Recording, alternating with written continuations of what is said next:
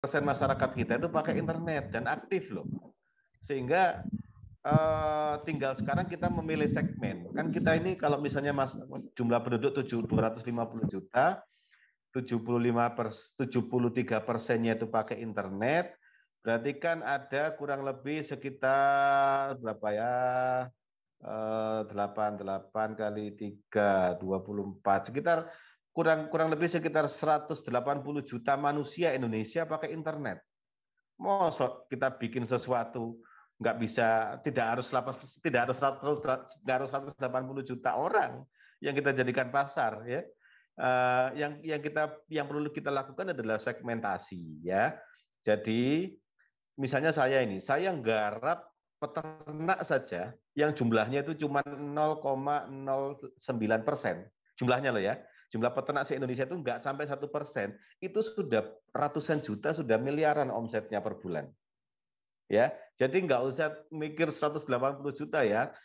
180 juta orang Indonesia itu pakai internet Mbak Mutiara sekarang. Jadi jangan khawatir.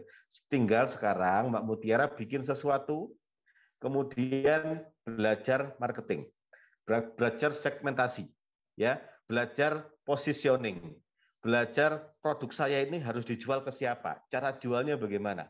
Kalau tertarik sama saya, japri saja saya, ya. Ada website saya, ada WA saya, ada apa itu ya, ada email. Saya kasih cerita bagaimana sih caranya membuat segmen yang jelas, membuat produk dengan segmen tertentu itu bagaimana caranya menggait tertentu, melakukan marketing intelijen medsos itu bagaimana. Kalau kita bikin sesuatu supaya begitu kita beriklan, kemudian bisa langsung kepada segmen yang menggunakan, caranya bagaimana? Itu yang kita lakukan.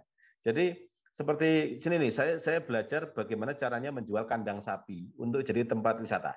Ya, sehingga begitu saya beriklan, saya akan langsung kepada siapa saja nih yang ibu-ibu yang umurnya sekian, yang anaknya SD, yang anaknya TK, itu internet kita sekarang itu memungkinkan untuk seperti itu. Nah, tinggal permasalahannya adalah kita belajar, ya kita belajar bagaimana caranya. Ya, sumbernya banyak. Kalau mau belajar dari saya, ayo silakan japri saya.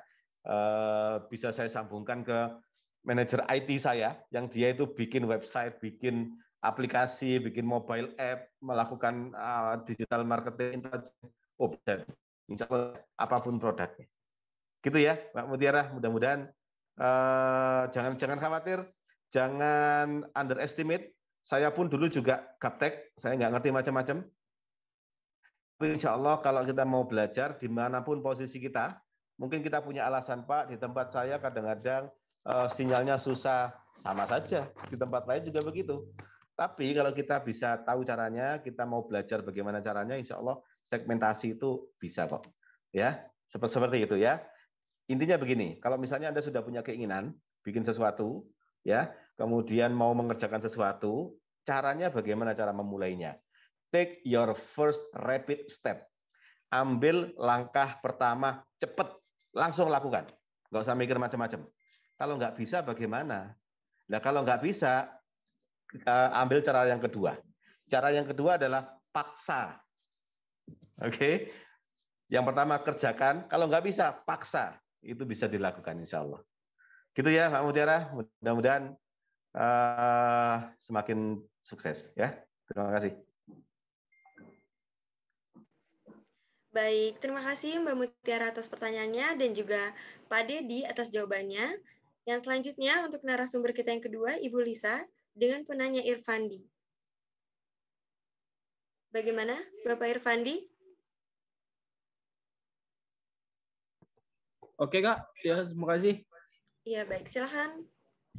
Sebelumnya saya perkenalkan diri, saya Irfandi, siswa SMA Negeri 5 Karimun. Terima kasih atas waktu yang diberikan. Saya di sini ingin bertanya sedikit, kenapa Undang-Undang ITE itu dilaksanakan, diterapkan di Indonesia? Dan Undang-Undang ITE ini salah satunya ada pasal-pasal yang dikategorikan pasal karet. Di pasal 27 ayat 3 tentang deformasi, yang dimana pasal ini mengekang kegiatan ekspresi masyarakat, aktivis, dan jurnalis. Kenapa pasal ini tetap diadakan dan tidak dicopot atau direvisi? Terima kasih. Assalamualaikum warahmatullahi wabarakatuh. Baik, terima kasih Bapak Irfandi. Bagaimana Ibu Lisa? Baik, terima kasih pertanyaannya dari Irfandi ya. Pertanyaannya, wah ini berat juga nih ya, tentang hukum ya. Jadi kenapa Undang-Undang ITE itu ada pasal karet ya, yang justru mengikat kebebasan berekspresi ya katanya. Sebenarnya begini ya, kalau kita bicara konteksnya Undang-Undang Informasi Transaksi Elektronik itu kan sudah disahkan ya. Sudah disahkan dan sudah berlaku hukumnya. Jadi tentu tidak mudah lagi untuk merubah pasal per pasalnya. Kalau ditanyakan kenapa itu ada ayat pasal seperti itu, tentunya ini ya nggak bisa disamaratakan juga ya. Jadi ada sebagian yang menganggap itu adalah pasal karet. Ada sebagian lagi yang beranggap itu merupakan pasal yang memang sudah sesuai. Kalau kita ingat seperti undang-undang yang baru-baru ini diributkan juga ya, itu kan ada konfirmasi lagi dari pembuat undang-undang ya, terutama pemerintah dan juga di DPR ya, bahwa tentu ada pro dan kontra dari setiap produk undang-undang. Setiap undang-undang, saya tekankan setiap undang-undang itu pasti ada pro dan kontra. Artinya ada yang menyetujui, ada yang menolak dan sebagainya. Nah, terkait dengan fenomena ini, saya pikir kita kembalikan kepada konteks ya, konteks bagaimana sebenarnya etika digital.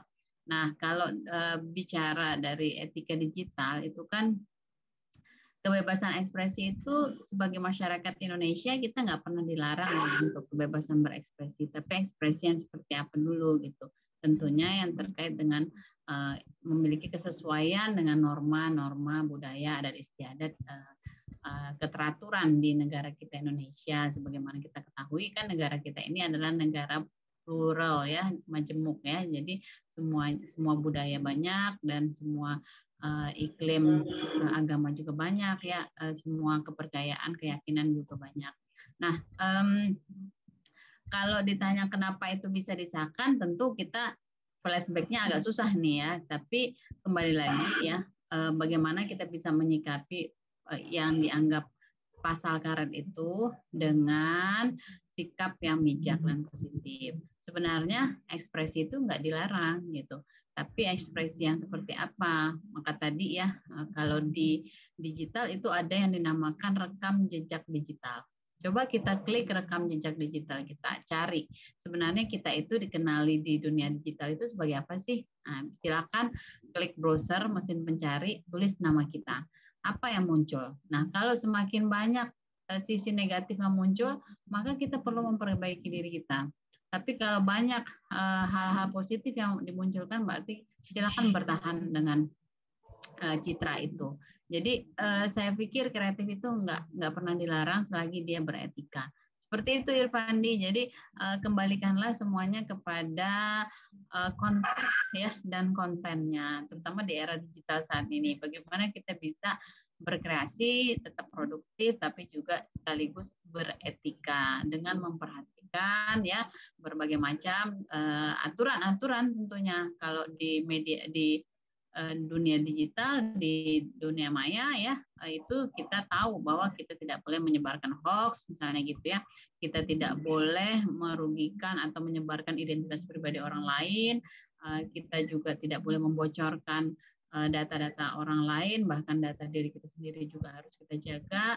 Jadi semua itu adalah upaya kita untuk menciptakan rekam jejak digital yang positif bagi diri kita sendiri. Saya pikir itu ya jawabannya. Semoga bisa memberikan kepuasan bagi Irfandi. Terima kasih. Wassalamualaikum warahmatullahi wabarakatuh. Bu. Terima kasih kepada Mas Irfandi atas pertanyaannya dan juga Ibu Lisa atas jawabannya. Dan saya ingin mengingatkan juga kepada para peserta untuk mengisi absen di kolom chat Zoom. Kita lanjut ke narasumber kita yang ketiga, Bapak Adi Maja, dengan penanya Salvila Zelfi. Ibu Salvila Zelfi, bisa di on cam dan unmute. Salvila Zalfi. Ya, Bu.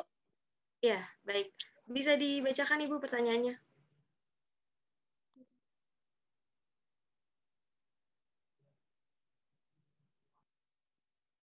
Sebelum itu, perkenalkan nama saya Safila Zalfi Afrianti. Saya dari SMA 11 Batam.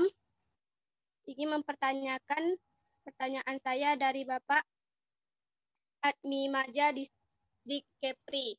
Dalam konten digital pasti ada beberapa konten yang menjadi viral. Di dalam konten tersebut ada juga komentar-komentar orang lain yang melihatnya. Nah, komentar itu pasti ada yang positif dan ada yang negatif. Pertanyaan saya sekarang, bagaimana cara orang tersebut yang membuat konten digital menanggapi komentar negatif yang didapatkannya? Itu saja pertanyaan dari saya. Wassalamualaikum warahmatullahi wabarakatuh. Waalaikumsalam warahmatullahi wabarakatuh. Terima kasih Mbak Salvila atas pertanyaannya. Bisa dijawab Bapak Adi Maja? Zalfi,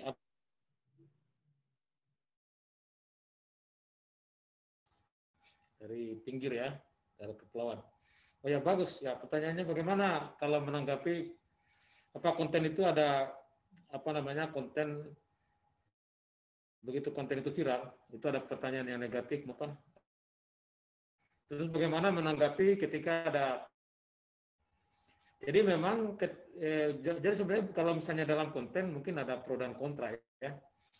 Kalau dunia digital ada namanya haters, kemudian ada namanya apa? Ada haters sama apa yang namanya itu penggemar kita itu fans ya. Nah, ada haters. Nah, kalau tentang hater kita itu tergantung apa yang ditanyakan. Yang namanya juga dunia digital memang ada haters. Haters itu ada manfaatnya juga. Nah, tinggal cara kita menjawabnya supaya mereka juga tidak tersinggung. Karena di dunia digital ada buzzy, ada haters ya. Nah, itu dia. Ada penggemar, ada yang tidak setuju dengan kita. Dan itu memang sudah begitulah era digital, namun saya melihat konten-konten YouTube yang hebat itu adalah konten-konten yang jarang ada komentar, seperti misalnya Cocomelon yang anak-anak banyak itu ya, itu konten-konten yang bagus. Tapi kalau yang bersifat berita, blog atau orang itu memang sering ada tanggapan positif dan negatif.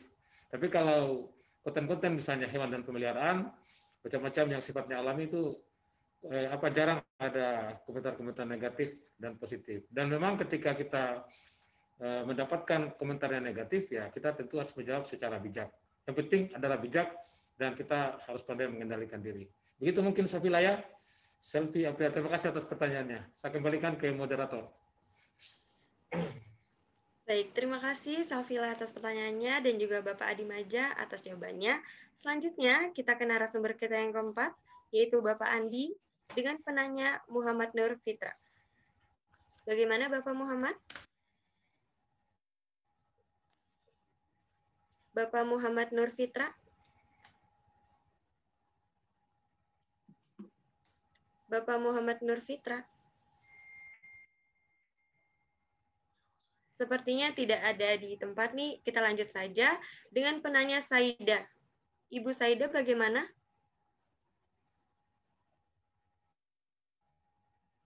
Ibu Saida apakah ada di tempat?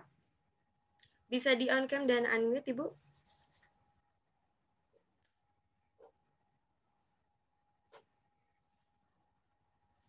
Mungkin kita lanjut saja. Yang ketiga ada Mirna Rahma. Ibu Mirna. Apakah ada di tempat Ibu Mirna?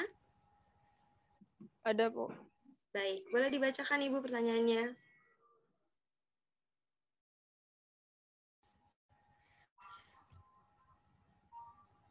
Assalamualaikum, terima kasih atas materi yang telah Bapak sampaikan. Saya mau bertanya, hukuman apa yang akan dijatuhkan oleh orang yang menyebarkan konten pornografi? Terima kasih.